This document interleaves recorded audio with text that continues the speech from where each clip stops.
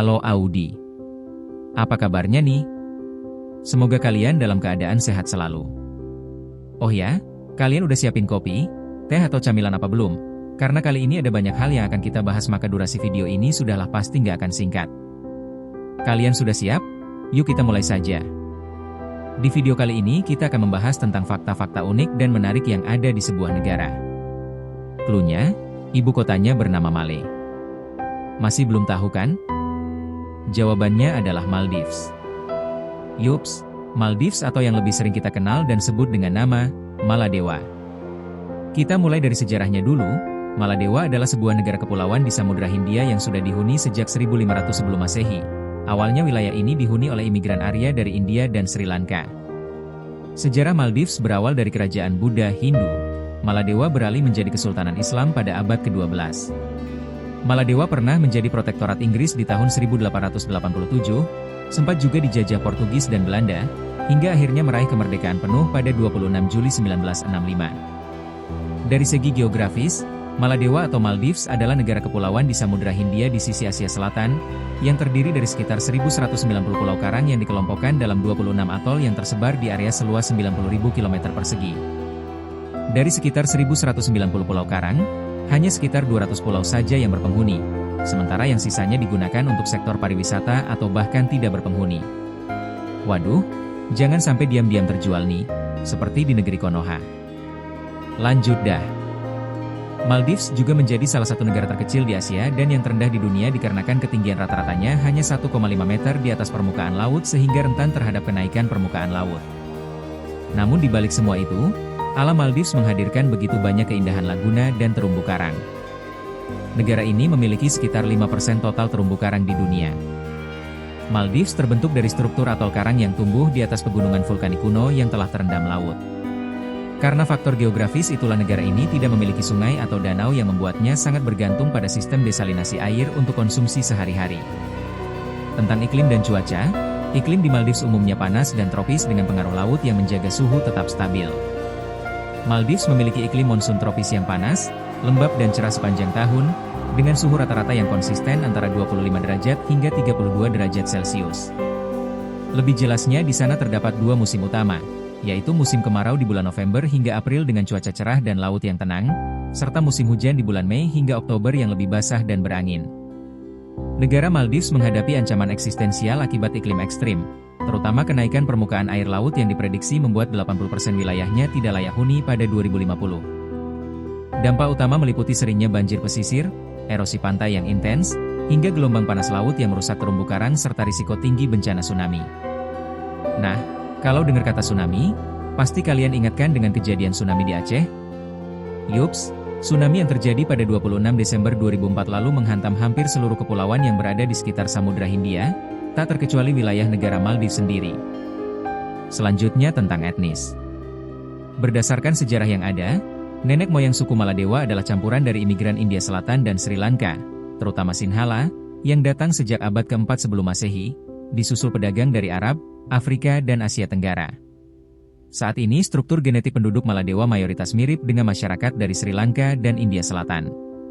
Meski seragam, antropolog membagi etnis di Maladewa ke dalam beberapa subkelompok berdasarkan lokasi geografis dan perbedaan budaya kecil, misalnya penduduk di pulau-pulau atol versus di ibu kota Male.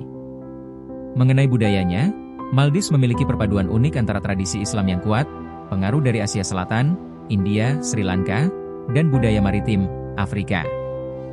Sebagai negara Muslim, kehidupan sosialnya dipandu erat oleh syariat Islam yang tercermin dari cara berpakaian, masjid-masjid yang aktif dan larangan alkohol serta konsumsi babi di pulau lokal. Mengenai bahasa resmi dan utama yang dipakai oleh mayoritas penduduk Maladewa adalah Divehi atau Maldivian. Ini adalah bahasa Indo-Arya yang berkerabat dekat dengan bahasa Sinhala di Sri Lanka. Selain itu, ada juga pemakaian bahasa Inggris yang umumnya digunakan di resort, hotel, dan pusat kota seperti Male yang memudahkan wisatawan untuk saling berkomunikasi. Pada sisi pemerintahan, Maladewa adalah negara republik presidensial multipartai.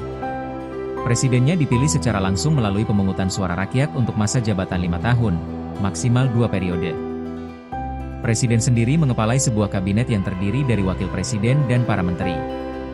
Ada juga majelis rakyat yang beranggotakan 93 kursi, dipilih melalui pemungutan suara mayoritas di daerah pemilihan dan bertugas membuat serta merevisi undang-undang.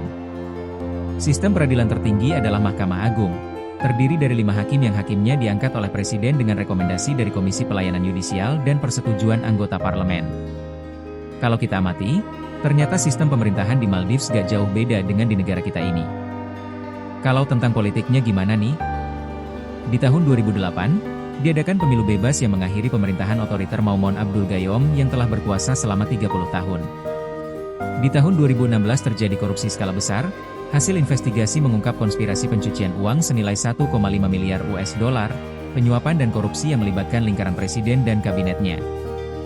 Di tahun 2018 terjadi krisis politik dan keadaan darurat, di mana Presiden Abdullah Yameen menolak perintah Mahkamah Agung untuk membebaskan tahanan politik, yang menyebabkan penangkapan Hakim Agung dan diberlakukannya keadaan darurat.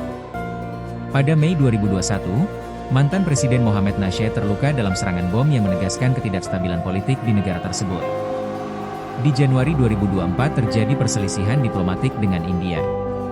Hubungan kedua negara tegang setelah seorang menteri kabinet Maldives membuat pernyataan yang merendahkan Perdana Menteri India, Narendra Modi. Dan yang terakhir, ini nih yang bikin saya pribadi tersenyum bahagia. Di April 2025, pemerintah Maldives secara resmi melarang pemegang paspor Israel memasuki wilayah negara tersebut sebagai bentuk protes atas genosida yang terjadi di Gaza. Wah, ternyata dinamika dunia politik di Maldives juga gak jauh beda dengan di Indonesia. Selanjutnya tentang bendera, di tahun 1976 hingga 1903 bendera Maladewa didominasi warna merah polos. Kemudian ditambahkan garis hitam putih, dan di Madhi, di sisi kanan kirinya.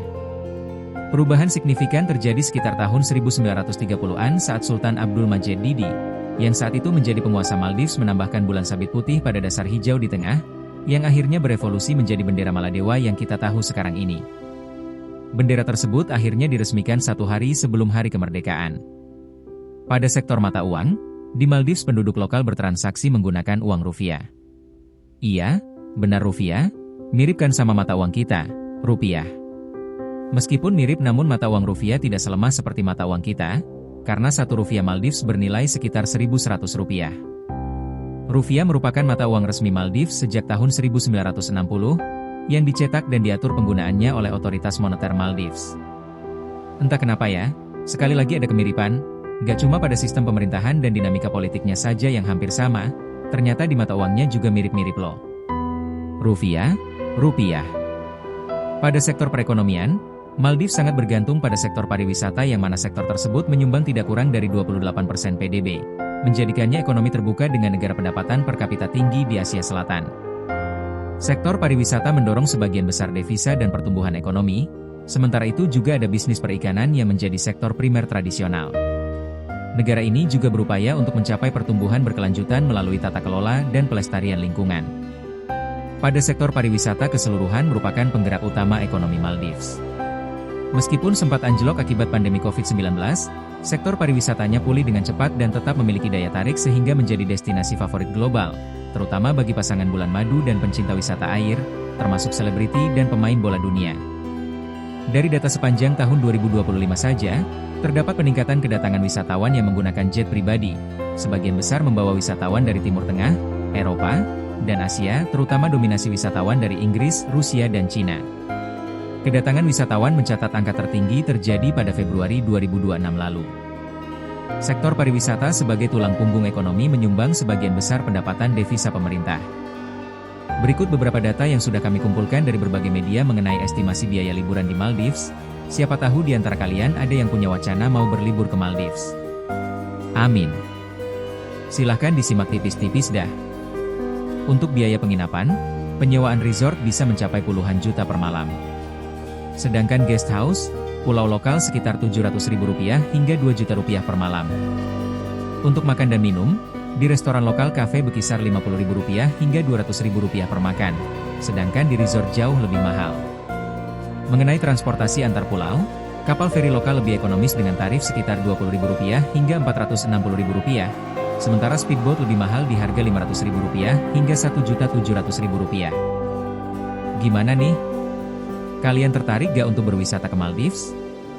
Lanjut, Sumber daya alam utama di Maldives adalah kekayaan laut berupa hasil ikan, terumbu karang yang menakjubkan dan keindahan perairannya yang menjadi surga bagi para snorkeling. Sebagai negara kepulauan, 99% wilayahnya terdiri dari lautan, menjadikan hasil ikan terutama ikan tuna dan sektor pariwisata sebagai pilar ekonomi terpenting. Sumber daya lainnya meliputi hasil kelapa dan lahan pertanian yang terbatas.